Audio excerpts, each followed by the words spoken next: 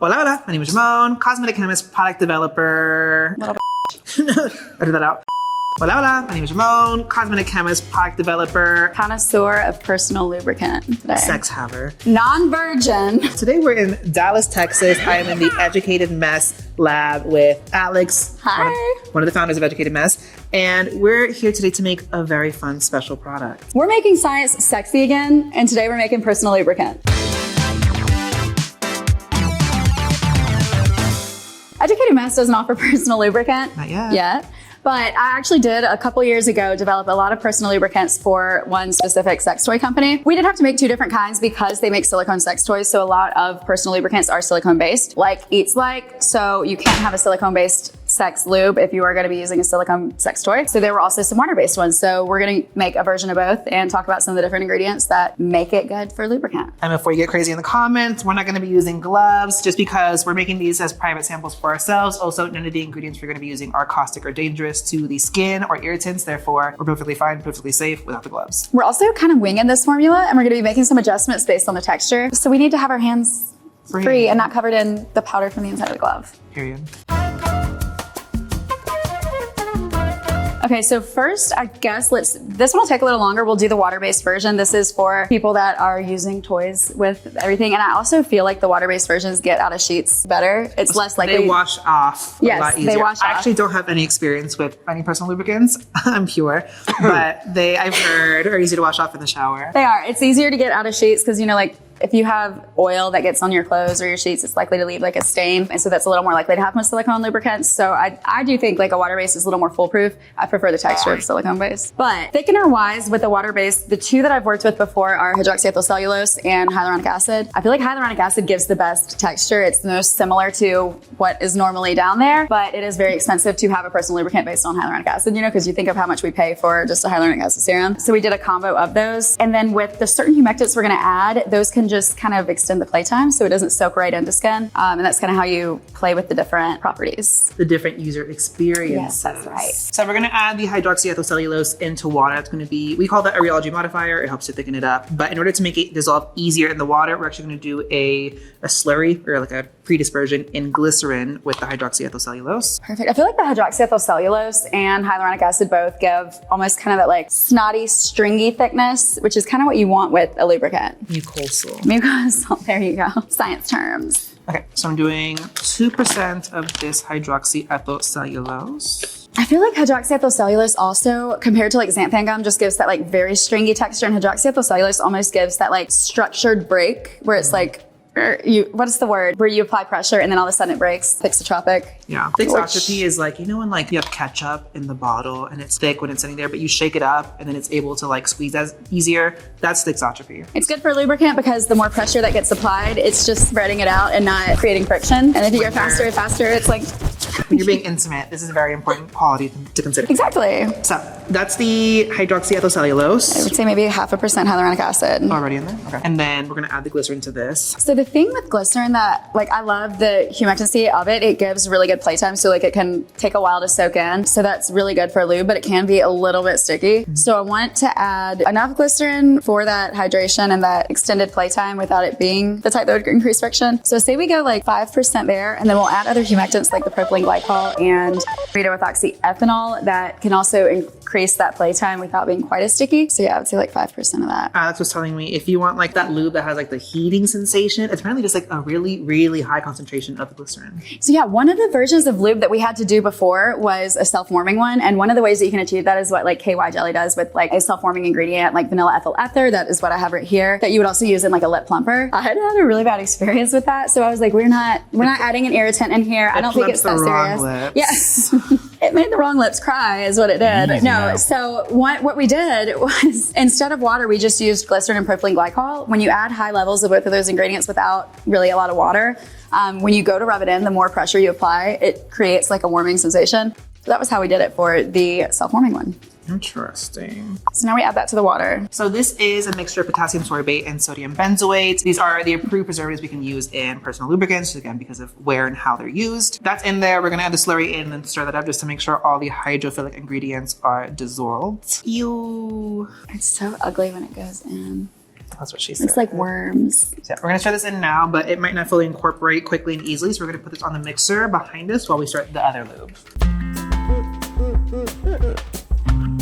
So while we did the water-based and that started behind us, and that's better for silicone-based toys, if you want to wash it off easier, we're going to do the silicone-based lube now. These are going to feel a little more oily, but because silicones and oil kind of have a very similar texture, but they're very slick. It's a little easier to formulate with because first of all, you don't need preservatives. So you don't have to worry about making sure that your preservative is compliant with the regulations involved with a medical device or, something that's going to be interacting with your mucous membranes. I also feel like the silicone ingredients themselves have that amazing texture with long playtime as long as you're not using something volatile. So like it just makes it inherently, I feel like a silicone-based lube is designed to be a lube, but yeah, they're easy. So this ingredient right here, I have for hair care, but it's cyclopentasiloxane and dimethiconol. This is a pretty good one to start with. I feel like dimethicone is one of my favorite starting ingredients for something like this though. Yeah, with dimethicone, you actually on an ingredients list will always see dimethicone, but from our perspective, dimethicone is actually kind of an umbrella term for a few different ingredients based off dimethicone, categorized by their viscosity. So for example, this is dimethicone with a viscosity of 350 centistokes, whereas you also have something as low viscosity as 6 centistokes, as high as, I don't even know how high. We go up to 500 in this lab. I have one that's 500, but then we also have like the dimethicone satin, which I haven't really played with to compare fully. All of these too, there's also a bunch of different like dimethicone cross polymer type ingredients or dimethiconol, and the molecular weight and the viscosity are gonna just be dependent. So you can't necessarily look at the ingredient list and know exactly what it is. I feel like the cross polymers like this are good at giving it some kind of unique texture that like it doesn't just feel water thin. It makes it less messy on the sheets, or like you can kind of control the squeezing of it a little better. They give good cushion, they give good sensorial.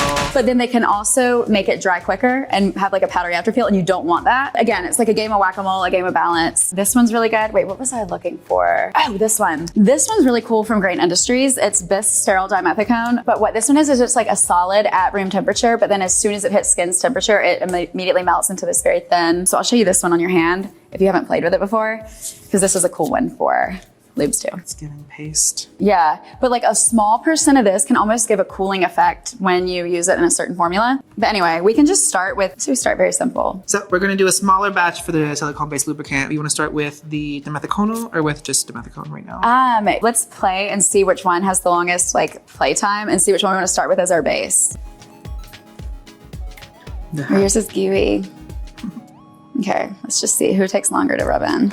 Oh, yours is staying nice and Mine is thick. Yours is more glidey. Yours maintains glide a little bit better than mine, I think. What if we do like half and half of a little bit? Okay. We're gonna do like 50% dimethicone, 500 centistokes, and then 50% cyclopentasiloxane dimethiconol blend as our base. And then we're gonna play around with some different texture modifiers once we do that. We like this dimethiconol cyclopentasiloxane blend for its ability to extend the playtime when rubbed into skin, but it was a little draggy. So one way that we would reduce drag in a standard cosmetic formula would be to add cyclopentasiloxane. It's a cyclic volatile silicone that can just really make the entire formula feel lighter, but because it's volatile, that does mean that as you're rubbing it in, it is starting to evaporate and come off, So we don't want that in a lube. What I think we're gonna use instead is dimethicone 6 centistokes. It's about as thin as cyclopentasiloxane, so it will bring some texture and lightness to the formula, but unlike cyclopentasiloxane, this is not volatile, so it will still stay behind as we're rubbing it in. I'm going to show you again. This is the 6 centistokes, so it's low viscosity. It is so thin. This is also a very similar formula to OGX coconut oil hair serum. And it's literally, if you look at the ingredient list, I'm pretty sure it's cyclopentasiloxane dimethiconol, and then it'll say coconut oil. But as you know, coconut oil does not go clear into dimethicone or cyclopentasiloxane. So I'm pretty sure like Garnier has one too, where it's like the hair oil and it says argan. And you look on the label, it's cyclopentasiloxane dimethiconol, and then their oil. I mean, if there were any oil in there, it would get cloudy. And so like a lot of hair serums are almost an identical formula to a personal lubricant, but they haven't been tested for that area. But technically you could use most lubes as a split-in. How do they get the oil in there without clouding it? 0.00001%. A whisper. Just a whisper. But it's funny, it's always funny when they like call it coconut oil, because I'm like, oh, I don't want just straight coconut oil in my hair. And then I look at the ingredient list, I'm like, oh, I would actually love this, but there's no coconut oil in here. Okay, so we have the mixture. Now let's see how this feels. Let's see what the texture, this feels like the personal lubricant. Yeah. I'm not familiar. It feels familiar. I'm just guessing. I think nice. That's good. I know. And it has a good play tab. Like I don't really think I think we're good. I'm pretty sure. Here's some other things we could add. We could add tocopherol or something like a oil antioxidant. You could add some. But dimethicone, it's inert, chemically inert. Yeah, so dimethicone. It doesn't risk rancidity or spoiling, going bad, so you don't need an antioxidant. No one has an allergy to silicones. It's not recognized by our body. So silicones are very chemically inert in the formula. They're not going to cause rancidity. They're not going to require an antioxidant to stay stable. They're also not likely to cause an irritation of skin. It makes them great for that area. Doesn't require a preservative. So then again, that is better for, so anyway, yeah, silicone lubes are easier. So what we could do, if you do you want to add some viscosity to it? So we talked about like rheology modifiers, so like oil thickening Yes, ingredients. I do have an oil, actually. Let's look up this one. Hold on, because if this one goes in easy, we could definitely do it, but to give it, because we don't want to make it like super thick of a gel or anything, but to give it just a little bit of cushion and body, we're going to add a little bit of this dimethicone cross polymer ingredient and then stir it in and just see what the texture's like.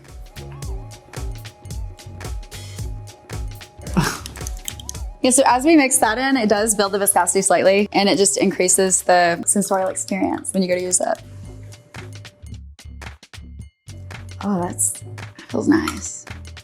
Oh, it's a lot more cushiony. It is very cushiony. And it feels like a lot more velvety as well. Mm-hmm. Hey. Oh, that would make me feel like this feels like a more luxurious lube situation. So case in point, you could have a very, very simple standard lube, probably very, very cheap. It's adding these modifiers that enhance or improve the sensorial user experience. You're adding more things, you're gonna increase the cost. Yeah. But you're also, again, increasing the overall positive user experience. Now, do you wanna just add a little bit of that Grand Seal VX 418. This is an ingredient that is a solid at room temperature, but very quickly turns into a very thin, lightweight silicone at body temperature. At like very low percentages, it can give a really cool texture, but I think it'd be cool for a lube. I've never used it in a lube, but I think it'd be cool for one. Sorry, it's hard. I think the worst, what's your least favorite ingredient to work with? Lanolin is mine. Lanolin for me. Lanolin, the reason I say that is it's so sticky. It's anhydrous. It is not water soluble. It smells weird. It gets on everything and it is so substantive. Polybutene, hydrogenated polyisobutene. Those are like the standard bases for like lip glosses, lip oils. Lanolin can be improved to like work with. So like the ones I worked with have been really nice. Oh, good. But what else? Oh, panthenol. But it's like the thick panthenol, not the crystalline panthenol. I have never worked with a thick version of panthenol. When I was at my ingredient supplier job, that was one of the ones we sort from BASF. Like DL panthenol, but it's in a... That panthenol is DL. No, it's D-panthenol, yeah. What? I didn't know that would come in a... The thing is, I leave that job, but then I see everyone using like crystalline panthenol, which can easily dissolve in water, and I'm like, no, it's like, imagine the thickest like gel texture. Have you ever smelled the crystalline panthenol? Have you ever had a Krispy Kreme? Crystalline panthenol smells just like cocaine. Is that why Homegirl's thing smells like cocaine and tequila? That's why I was like, I wonder. Have you ever had a Krispy Kreme? So we added the grand whatever, and I'm gonna stir that in now. Yes. We may need to add heat, but it might be room temperature enough. Yes. Yeah, and I just love getting as many things as possible into there when I'm working on a batch. Mm-hmm. And I just like to really load it up with as many, like in that tiny little. All right, so now we have basically our lubes. Let's start with the water-based one. So this one thickened, which is really nice. In terms of the feel and the sensory, first of all, she's still hot. It looks like snotty, it's like stringy. It wants to gel like immediately, like it's like thin and then it like goop, and it's like blobby. Like it's that like crunchy. I say that like cellulose gives like a crunchy, smooth glide. Like it's like crunchy. I don't know how to explain it. No, it has such nice slip and like glide. Yeah. If we want to make it just last a little longer, glide a little better, and not have so much of the like, to just be a little more glidey, I would add quite a bit of propylene glycol to this. Why specifically? I like propylene glycol for it's like very hydrating, but compared to glycerin, it spreads quickly. I mean, in the world of like sticky. We have propylene glycol, we got caprylyl glycol, we got butylene glycol, we got glycols. Oh yeah. But why propylene specifically? This is what I have in the lab, but I actually compared to butylene glycol, it's a little bit more able to break up the stickiness of glycerin, in my opinion, when I combine it with glycerin. I feel like it does a better job of lightening it up than butylene glycol does. And the butyl, the propyl, the caprolol, that has to do with like the carbon length of each of the main like molecules. Longer chains have different properties, but yeah, okay, so. I feel like the propylene is just lighter, and I want to add that so that it's sitting on skin longer without feeling like there's friction being added. Okay. I would say, what do you think? 10%? Yeah. Sorry, I just have the worst experience with this sometimes. Did you ever see this video a couple years ago where this guy was saying that he actually uses personal lubricant for his primer? Oh yeah, that's I follow Is it him. makeup artist? Yeah, me too. Sean Anthony, I think his name is. It's so talented, but I did a video actually about how, like, technically I guess the ingredients that do make a good primer could also make a good personal lubricant. No, actually the silicone elastomer that we use for like the short tub, that is very much perfect for a primer. That very like Smashbox photo finish primer feeling. That silicone basically just like lays everything down, gives you a nice smooth surface. And plus, because most foundations are water and silicone emulsions already, it's very like versus like. Yeah, it's like you're applying it to the canvas. It's already primed and ready. I feel like with a water-based lube too, though, if you're using a lot of humectants and film formers to keep that long play time, that could also play in for long-term hydration under makeup. Say personally for me, that's more important because that hydration really plumps things up. So I love a really hydrating glycerin-rich serum under my eyes because it smooths everything out to give me a really beautiful canvas for like concealer. Me too. I think my favorites are definitely, obviously, Experiment Super Saturated, and then at night, Bloom Effects Tulip Nectar. Those are my favorites for just laying it under. Plus with these, once they set down, you have a really nice tack. So it like grips the foundation, which is Milk Hydro Grip Secret. It's a film former that's water-based. That's a polymer and just makes it sticky. Yeah, and that's perfect for a lube as well because once they come in there, they can't get away. So we have that propylene glycol. It really thinned that out. Let's see how we feel with it. And this one, this is the look one. at that. Look at that. Just how it's holding together that structure. It's exactly what you want. You want it to stay in place where it is, but be able to move freely without soaking in. Oh yeah, you can get at least 10 minutes out of this one. That's all you need. And here's the deal. We're not gonna do it now for the video, but you can then start to add things like shimmer pigments, flavors. Yeah. If you want. I know Alex does have. We have some, I have a lot of flavors actually. And they could be added either in like silicone or water-based formulation, so they easily incorporate. So you can definitely customize from here. That base is good though. I mean, that's the solid lube. Yeah. Very slippy. So then this one, we have added our base dimethicone, dimethiconol, cyclopentasiloxane, and then a couple cross polymers for a little bit of cushion and body. This one's still, obviously it's not as thick as the other because it doesn't have thickeners in it. But it still has a little bit, it's not just like water thin. I feel like it has a little too much friction. We could either add to this dimethicone 6 centistoks or cyclopentasiloxane. Which do you think? I was thinking D5. D5? Okay, let's do that. Let's do the volatile. Let's do cyclomethicone. Honestly, we wanted something very thin to add in, and cyclopentasiloxane is also very cheap. With a silicone-based lube, you don't get the benefit cost-wise of having water in the formula because water's free. So like a 70% of a water-based formula is usually water, right? Free, but how we cost things out at a manufacturer. So if you have like a water-based lube, 90% of that is water, and then you're really only paying for your thickeners, your preservative, and whatever else you add to it. With this, you have to pay for every ounce of the base because it's cyclopentasiloxane or dimethicone or whatever. Silicones are very cheap though to purchase compared to the alternatives. So you mentioned doing some silicone alternatives, and honestly you would be getting something so expensive that nobody would use it. So let's just use cyclopentasiloxane. So we're adding a volatile silicone. Cyclopentasiloxane is one of my favorite ingredients to just add in for texture, spreadability. It's so nice. It's good for hair too. That volatility is really, having oily skin, I like saying it in formulations just because it enhances spreadability, it enhances sensory, it allows really good but very quick playtime. And honestly too, when you're a small brand starting out, Sake Bomb was one of our first products. And I didn't want to add so many commodity ingredients that our manufacturer was going to have to purchase, especially. How's that feel? Good. It actually thinned it out really nicely. Yeah. You still have a nice cushion from there, but you get really good spread and you reduce a lot of that friction now. So really, if you want to keep reducing that more of the D5. Oh wow, that feels good. I would use this. Fun fact, I learned this when I was doing color cosmetics. A lot of technology around silicones really only started coming up in like the mid 80s. And we really seen like this like ramping up, especially in the last like 5 to 10 years of silicone innovation, especially now with having to come up with silicone alternatives. It's not, I was gonna say now it's like focused on the alternatives. Which is unfortunate because silicones impart such specific properties in cosmetics. So I feel like a lot of the alternatives I've seen are like, okay, this does give a light texture, but is it volatile and gonna flash off? No. Is it compatible with the same emulsifiers? No. Completely reformulate. It's so annoying. My hands are so soft. Oh yeah, you've got gorgeous hands. Silicones, my hands are so soft. Okay. So anyway, Which one are you going to use tonight with me? I don't believe in that. And with that, that was Formulating Personal Lubricants with Alex from Educated Mess. Thank you so much for having me here. In the comment section below, let us know what else you want to see me make here at the Educated Mess Lab with Alex. You're not coming back. Just kidding. I live here, actually. Yeah. With that being said, You're always welcome. with that being said, thank you guys so much for watching. Don't forget to hit the subscribe button, notification bell, so that you know when I post more skincare, sunscreen, and beauty-related content on my channel. Give the video a thumbs up, and thanks for watching, guys. Bye.